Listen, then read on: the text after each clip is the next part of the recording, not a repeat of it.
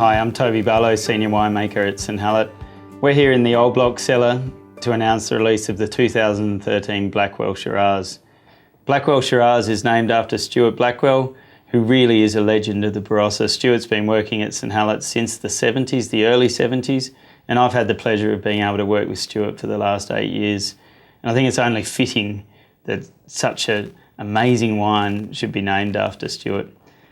2013 vintage really had a big hill to climb coming after the amazing 2012 vintage. And I think it's really done it. It is one of those eras, the 12 and 13, where we're going to see great wines out of the Barossa, and this is one of them.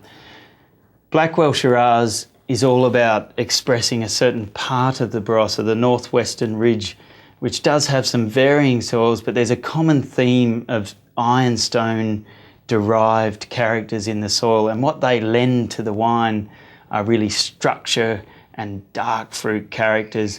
In 2013, we started off reasonably warm, but the key feature was it's probably one of the driest seasons on record.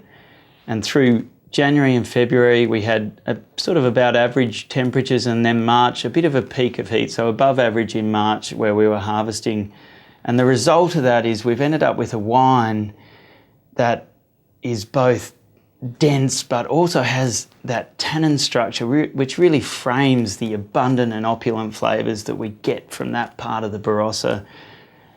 I think it's classic Blackwell.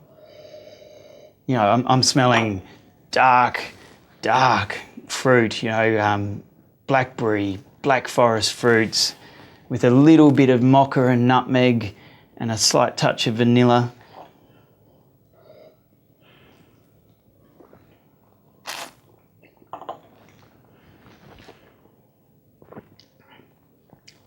Yeah, and you can see that on the palate. You know, it opens up with an intense flavour spectrum, but it's really the tannins that I think are the feature of the 13 vintage.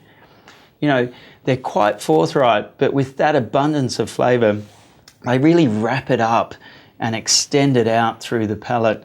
And I think what's important for St Hallett is really that hallmark of freshness.